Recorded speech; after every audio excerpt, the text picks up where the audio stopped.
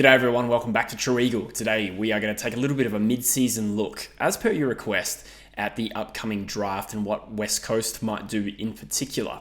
Now, I have currently recorded a mock draft for True Footy that is going to come out later this week. This video might actually come out first, so I'm going to talk about what West Coast have at this upcoming draft and potentially some list needs that we have.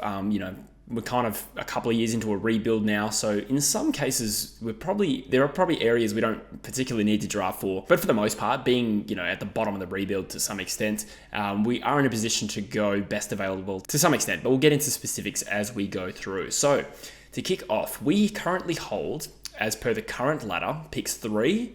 Roughly about pick 23 after academy bids. I'm not sure if that 23 sits exactly at 23 as it currently stands, but because I've done a mock draft, I've sort of accounted for 1 or 2 father-son bids, but it's probably going to be around that 22 to 25 range. We have no third rounder. We traded that live last year to Essendon to acquire the pick to get Clay Hall. So our next pick after that is probably going to be in the late 50s. So essentially that's 3 meaningful picks in the top 60. And then, presumably if we take a 4th pick after that, that would be like 77, which would come down to whatever it may be. So that's what we're talking about here. Pick 3, that one's relatively locked in, depending on a bid for Levi Ashcroft.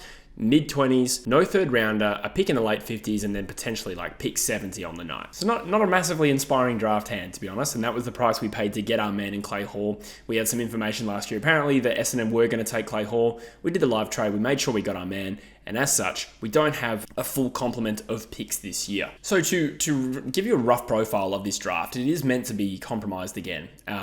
Doing my mock draft yesterday, I think I had 2 father-son selections in the top 20. One of the Campriolis, Levi Ashcroft, and Leonardo Lombardo as an academy pick. Over time, we will learn more about where some of the other ones sit. There's a twin Camprioli. Lucas is his name.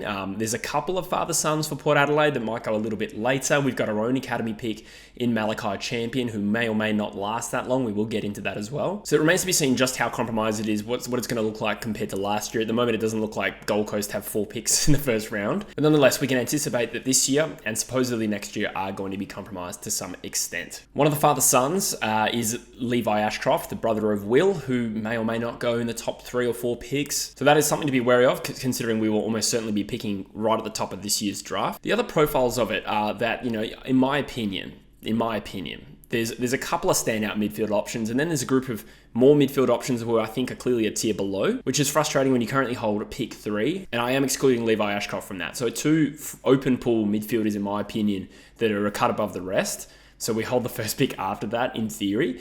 One thing that I've learned, looking at this draft more in depth, I suppose, in preparation for this video and in preparation for the mock draft I did, is that there are a lot of talls that are starting to come into calculations for that top 20 range, which was not something that was previously suggested about this draft. It was very much a midfielder-heavy draft. However, I think as time goes on, we will start to see more and more talls come into calculations. As I said in True Footy, as the year goes on, the bolters that tend to arise tend to be tall purely because, their growth spurts go a little bit longer. They start to fill out, and that's a lot more relevant for, a 2-meter key positional talent than it is for, a 6-foot midfielder. So long story short, it's midfielders at the top of the tree, and then throughout the rest of the top 20, 25 as it currently stands, I think there's some good tall talent to consider. Now, how does that relate to us? What do we need to be looking at in this year's draft? Now, I kind of am a little bit torn here. It has to be said that we have recruited fairly heavily for the midfield. We spent 3 or 4 first-round picks, our last 4 first-round picks,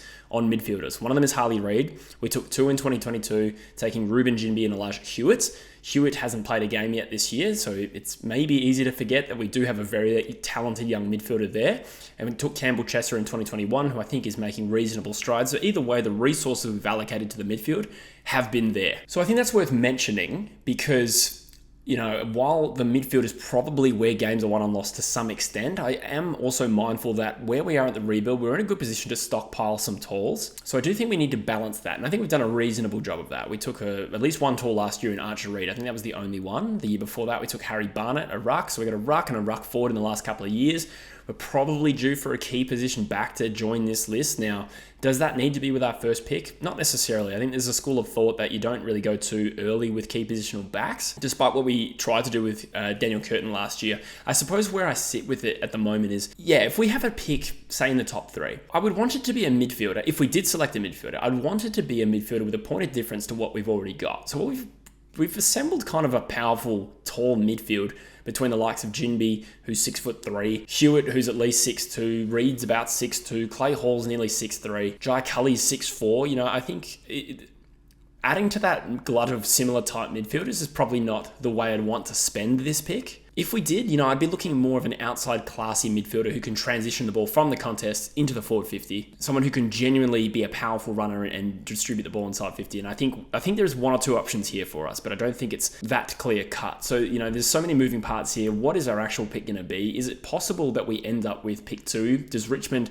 get their shit together with a better injury run? Is it possible that we have a burst in the second half of the year? A lot of that is set to play out, but let's just discuss what our options are, I suppose, if the draft was today. Before I get into specific names, the other thing that we also need to bear in mind that these things can be influenced by how the trade period goes. So I didn't actually discuss them too heavily in the other video I did yesterday, I think, about Barras and Yeo. The name Jade Buslinger is one we're probably continually familiar with as an out-of-contract key positional defender at the Western Bulldogs. Now, there's no real rumour linking him to us, but he is West Australian. He is of positional need. He fits the age profile. He's only been in the system, I think this must be his second season. So if he's not 20, he's 21, thereabouts. So he fits that nicely. He's been developing in the VFL, has not debuted, has not got the opportunity yet. And it's absolutely someone I want to have on our radar. So I'm hoping we're at least putting the feelers out. But long story short, if we recruit Jed Buslinger hypothetically, let's call it 50-50 at this point. If we're able to secure a Jed Buslinger for, say, a future second round pick, I think that's fair for a guy who hasn't played a game yet, who also looks talented and was pick 14 in his own draft. If we do take Jed Buslinger,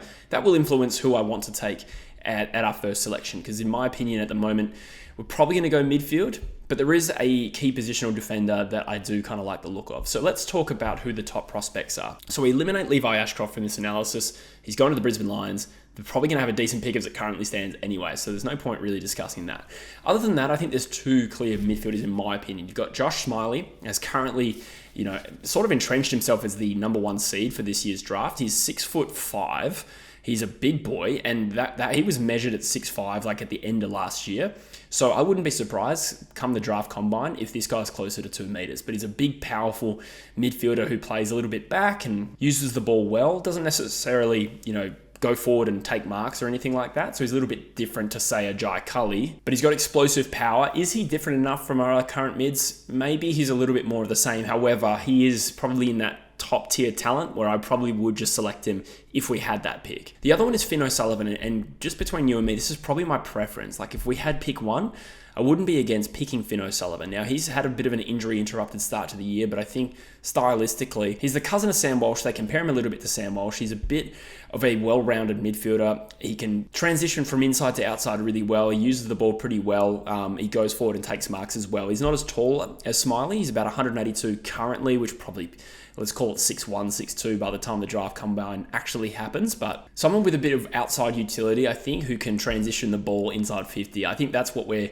lacking with this young midfielder, and I think stylistically, he is the best bet. He's also Vic Country, and while he's Sam Walsh's cousin, he's also a former teammate of Harley Reid, so potentially that is something to consider. So then, that's, in my opinion, the top 2 midfielders that suit us. Then I think there's a little bit of a gap at the moment, but there's a lot to play out, to be honest. Sid Draper might be my next preference. He's a young South Australian boy who, last year was close to winning the Lark medal. He was very, very well performed as an underage midfielder. He's pretty small, relatively. He's 182 centimeters, which again could grow, but not on the taller end. But a pretty good inside midfielder that's really agile. So again, stylistically, is he exactly what we need? Maybe not, but probably different enough. He's pretty nuggety. He's quite agile. I really do like the way he can get himself out of trouble. He's got speed and he's an endurance athlete, and we do need some power runners as well to complement what we have. So I do like Sid Draper. Then there's Sam Layla. What I like about Layla is they compare him to Josh Dunkley. He's a little bit taller. He's about 6'2". We'll call that 6'3" by the end of the year.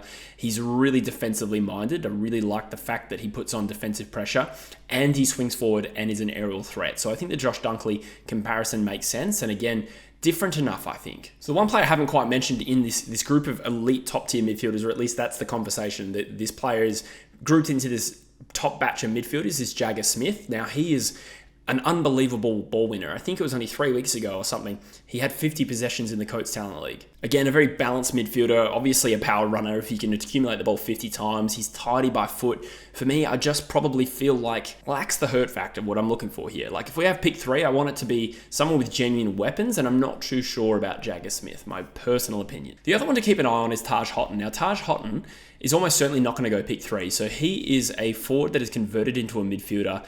Probably could play that high half forward role. I do like that. He's evasive. He uses the ball well. He's creative. I really do like that profile of a player for what our needs are at the moment. However, he's just on an ACL. So I like his composure. I think he's skillful. I think he's smart.